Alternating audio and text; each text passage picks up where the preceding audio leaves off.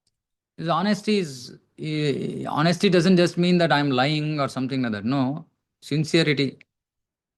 For example, if you have a service, you should do it wholeheartedly. Now, I'm thinking now I'll have to send reminders for devotees to do their service. It has come to that state. Because devotees are not doing their service on time.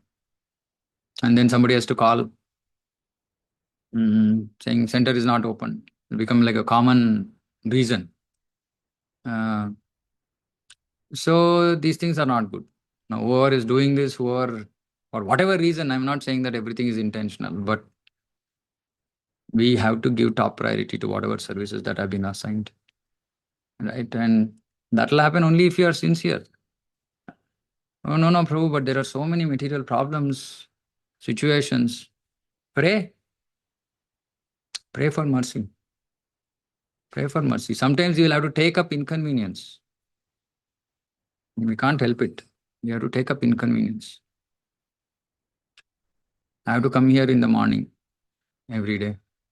Sometimes my mother is not well. She wakes me up in the night. I have to sit with her for half an hour, 45 minutes. I lose sleep in the night. But I can't just give a reason. Whom will I give reason to? Shall I tell somebody saying that because of this I won't be coming? First of all, that I already see that Monday I'm not coming, and also 4 or 5 devotees are there for Mangalarti. Why? We should not be doing for any one person. We should do it for Krishna. And so many, not everybody is going to remains around till 11 o'clock on Sunday. Okay, if you want to come for Mangalarti, go ahead early. Others will manage. If you can't, come early even after going late. But all this requires sincerity. If you have sincere desire to please Guru and Krishna, then nobody needs to tell us anything. Mm. And if they are guided by a devotee king, advised by devotees, the state will not be in the material world, but in the spiritual world. This is what we want. We want center, temple, etc. to become Vaikuntha, Goloka, right? Which means not working on the functioning on the material platform. Tu, me, all these kinds of arguments, fights, material. All the states of the world should therefore follow the ideal of the rule or administration of Maharaja Ambarīṣa as described here. And every small institution is a small kingdom. It's a big kingdom, Maharaja Ambarīṣa, but ours is a small kingdom.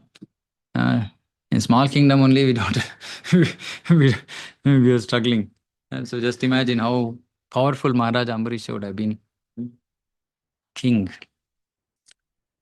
Anyway. See, that's why we should read Prabhupada's purports and reflect. Many times I've seen that we come across purports that are so relevant to our current situation, but we don't connect. We don't make the connection. So then it looks like, what is this? Okay, kingdom ruling. I'm not a ruler. This purport is not relevant for me. That's how we will see. And then we don't learn. Verse 22.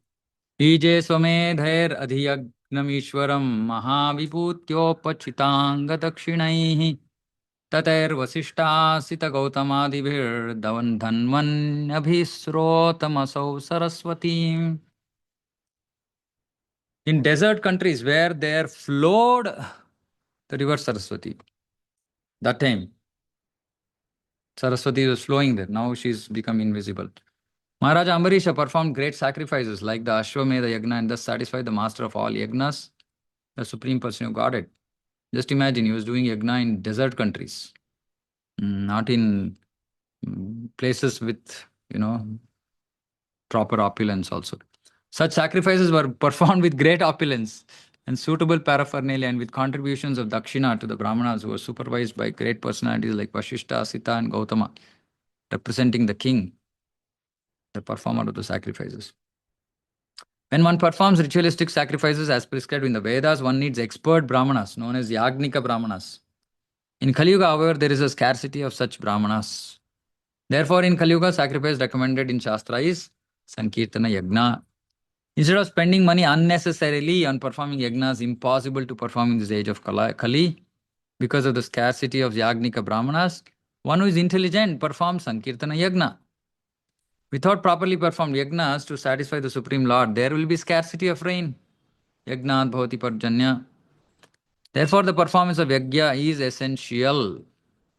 Without yajna, there will be a scarcity of rain, and because of the scarcity, no food grains will be produced and there will be famine. Now, just see, again, same Rath Yatra example, right? Now, we had big sound system. The reason was that everybody hears Krishna's names.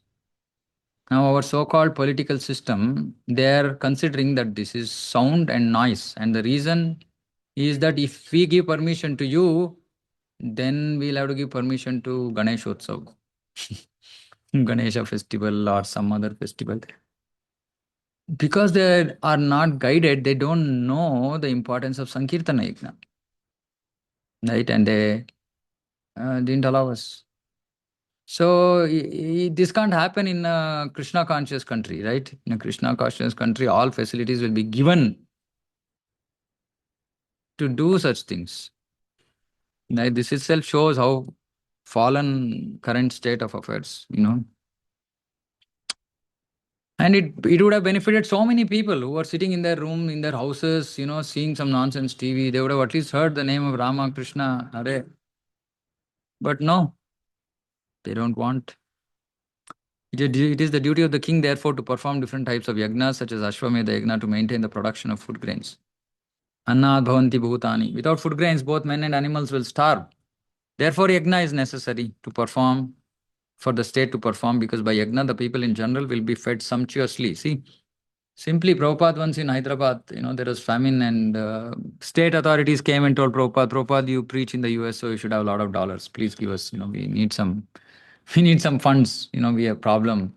There's no food and people are dying, farmers are committing suicide, you please give us money, it'll help. And Prabhupada said, no, you want rain, I'll get you rain. So then they performed Sankirtana and then rained heavily. So we should understand, so we have to have faith in Harinam. Harinam can give everything. There's nothing needs to be asked. Mm. Without food grains, there will be scarcity. But those who are following the process of devotional service properly, they will never have scarcity. That is Krishna's promise. Yogakshemam Vahamyam. So they'll never have scarcity. The Brahmanas and Yagnika priests should be sufficiently paid for their expert service. This payment is called Dakshina, not that there's a menu card. Right? So whatever the king is, how much ever is pleased, he'll give Dakshina. Ambarīṣa Mahārāja, as the head of the state, performed all these yagnas through great personalities like Vashishta, Gautama, and Asita. Personally, however, he was engaged in devotional service, as mentioned before. See, this is very important. It's not that Ambarīṣa Mahārāja wanted to engage in these yagnas. He was doing these yagnas for general public.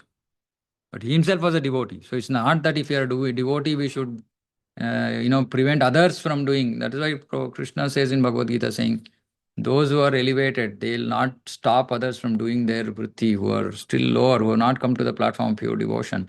So then they should be encouraged to do some things on the platform of Varnashrama, so that they can slowly make progress. Because not everybody is going to take up to devotion.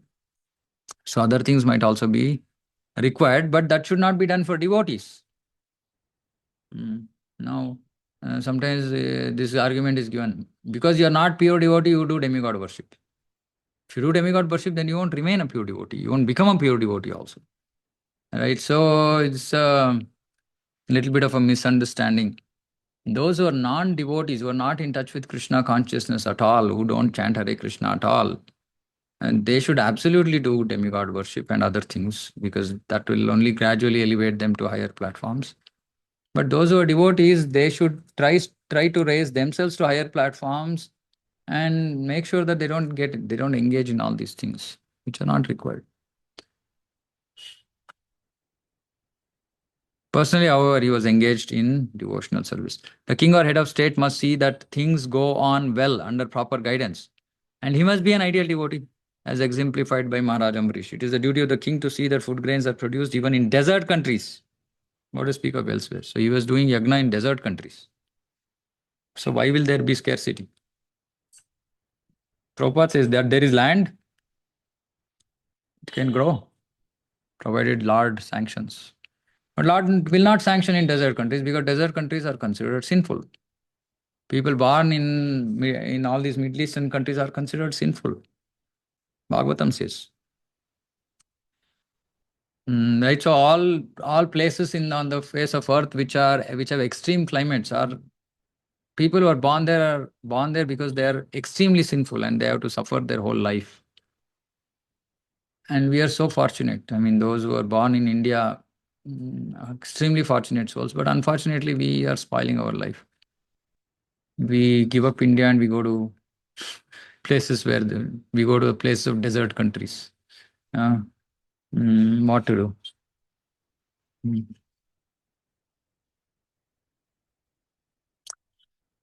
यस्य क्रतुषु गीर्वाणैः सदस्यारत्विजोजनाः तुल्यरूपाश्चानिमिषा व्यदृश्यन्ता सुवाससः. Sometimes I keep thinking, saying that, why most of our discussions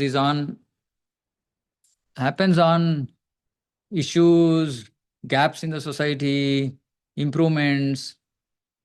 Why is it not just about Krishna and Krishna Bhakti and all that? You see, Prabhupada wrote his purports very different from previous acharyas.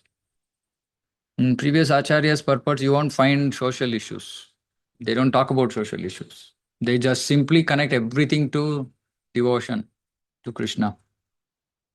Now, Prabhupada could have also presented Bhagavatam, Bhagavad Gita, everything with that perspective, but he did not. The reason being, people in this time and age are not up to that standard. And unfortunately, in ISKCON also, these things are not discussed. Say these are considered very heavy. And a more appreciation is given if, this Krishna Leela. Yeah, you hear Krishna Leela, you go back home and engage in nonsense. Right? And what is the use? No use. So we have to become conscious about the way we are living, about the decisions we make in our life, etc. Because all of them contribute to us becoming better devotees. It's just not that, simply by hearing Krishna Katha, and people's definition of Krishna Katha is that, it's only pastimes. No, Krishna Katha, Bhagavad Gita is Krishna Katha. Where is pastime in Bhagavad Gita? There's no pastime. Pastime is the philosophy. Anyway. In the sacrifice arranged by Maharaja Ambarīṣa, the members of the assembly and the priests, so there are 4 priests, Uta, Udgata, Brahma and Advaryu, were gorgeously dressed and they all looked exactly like demigods. They eagerly sought to the proper performance of the yajna. So they have some roles to play. Swargo na prarthito yasya manujairamara priyaha shunvadbhir upagayadbhir uttamashloka chestitam. The citizens of the state of Maharaja Ambarīṣ were accustomed to chanting and hearing about the glorious activities of the personality Godhead. Thus, they never aspired to be elevated to the heavenly planets, which are extremely dear even to the demigods. So, even the citizens were qualified.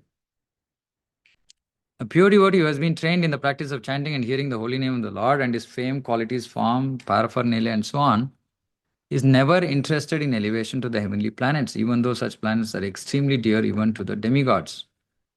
Narayana para sarve na kutaschana bibhyati swargapavarga narakeshu api tulyartha darshinaha.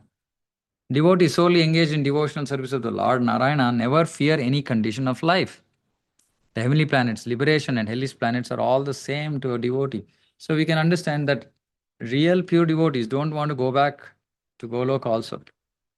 They say wherever Krishna wants me to be. Of course, it doesn't mean that they don't want to go. But they say, I want to go, but I'm okay with wherever Krishna puts me. Like Prabhupada was there, Prabhupada said, no, I'm not going to go. Krishna said, no, you have to go. You have work to do in the material world. So like that, so devotees don't like to leave Krishna. Who would like to leave Krishna? But yeah, sometimes, we are pushed, we are sent for some projects, for some missions, temporarily, and then we go back. A devotee is always situated in the spiritual world, therefore he does not desire anything. He is known as akama, or desireless, because he has nothing to desire except to render transcendental loving service to the Supreme Lord. So like I was telling today, Transcendental loving service. See, transcendental loving service simply, how does this, how does one develop, how does one start rendering transcendental loving service to Krishna? Transcendental loving service to Krishna in the beginning stage doesn't mean that we have some major emotions for Krishna. No. The only sentiment or the philosophy on which transcendental loving service starts is recognizing that Krishna is a person. It just starts with that. Mm. Just like today morning, I was asking, saying that does anybody see any issues with the altar here in Holy Mava? Why? Because I'm seeing that Krishna is seeing, and he's seeing all wires above him, all threads, all this, that, and all that. I said, is this loving service? Which means that we are not thinking from Krishna's perspective. We are just thinking from our perspective. Oh, there are wires. So what? We are offering nice garlands to Krishna. In the same hall, there are broomsticks, and there's all kinds of kachada out there. In the same hall, that Krishna is there, but we don't see it. Krishna is seeing it, no? Krishna, from here, is Krishna not seeing the broomstick lying there, the dirt there, that stuff, everything lying there? This is pure devotional service. This is loving service. Saying that will I like, if suppose say I have a whatever 10 by 10 room, and then there is like all this like kachada, all things just dumped here and there. At least I won't like. I won't like to sit in such a place, right? Because it's just dirty. It's just not clean. And this is such a small place we have given for Krishna, first of all. In that small place also, it's full of kachara. Who sees? Nobody sees. Why? Because they're not thinking from Krishna's perspective. They're thinking from their own perspective. No, see, all those broomsticks are hidden. They are behind. They are behind. So it's okay. There's some kachada lying there, but it's in the corner. Whose eyes are we talking about? We're talking about Krishna's eyes. We're not talking about our eyes. We're not talking about how are we hiding it from public. And what we do to hide it from public, we put one curtain. Right? When we put one curtain, then nobody sees. But Krishna is seeing. So it's very simple, it's very easy. Just think that Krishna is a person. Now, of course, because we are born with different kinds of natures, right? Some people are born with Brahminical qualities, some people are born with Shudra qualities. Now, for somebody who is born with Shudra qualities, they don't understand cleanliness. They don't understand cleanliness, meaning for them, it's something lying there, what is the problem? Not a big problem. There's like 2 inches of dirt on this, it's okay. It's not a problem. But for somebody born with Brahminical qualities, they can't just stand it. As soon as they see, they have to clean it. And people nowadays, they give some names for this also. They say OCD. OCD means like somebody who's like excessively wants to be excessively clean. Of course, OCD is a condition where every 2 seconds they'll be washing their hands. That's of course that's some mental condition, right? But just wanting Krishna's house to be clean is a basic requirement, basic. And Prabhupada used to chastise his disciples, and I mean, I know for a fact that my Guru Maharaj, when he initially, he used to preach in Gujarat a lot, and unfortunately, Gujaratis generally are not very clean. I mean, I've been in Gujarat, so I know they're not very clean. They don't have a sense of cleanliness like South Indians, for example. And Maharaj used to see that front to welcome him, front is all paka clean. Then where does Maharaj go? Backyard. First he comes and directly goes to the back, full of dirt, full of kachada, paper, this, that, everything. What does he do? No darshan, no arti, no padabhishek, nothing. Fast. He goes and starts cleaning. And then every devotee is coming saying, no, no, no, no, we'll do. Maharaj says, why you couldn't have done it before I came?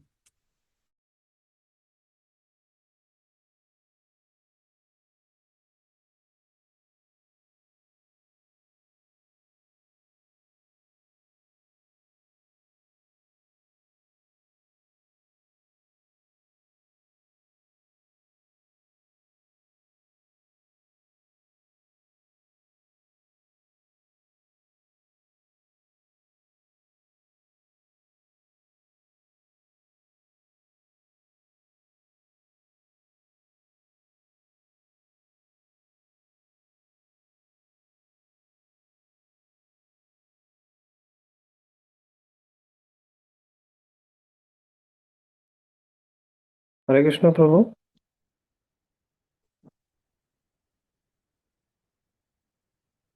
Yeah, we seems like there is a Yeah, power loss or something. correct, correct. I think it's disconnected for Prabhu.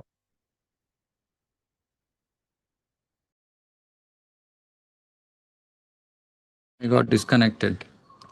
Okay, so I was just saying, I'll end the class. I was just saying that transcendent loving service is not very difficult. We have to just think about Krishna as a person and start there, and then slowly we can become more conscious about his likes, dislikes, and then obviously it'll progress into higher stages of loving devotion. Because Maharaja Ambarish was the most exalted devotee of the Lord, he trained his subjects in such a way that the citizens in his state were not interested in anything material, including even the happiness of the heavenly planet. So, training. So, this is the other aspect which is very important, training. And training doesn't mean classroom training. In Krishna consciousness, training is on the job. It's on the job training. On the job training means you see, you learn. You see what somebody is saying, you see what somebody is doing, and learn. That's all. Simple. Mm.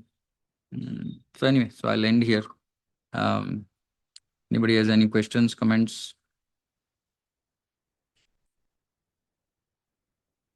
Yeah, anything? Okay, nothing. All happy in Krishna conscious. Okay. Pancha kalpatrubhyascha kripa sindhubhya patitanam panabhya vaishnavya namo namo ananta koti vaishnava ki jaya samaya Hare Krishna.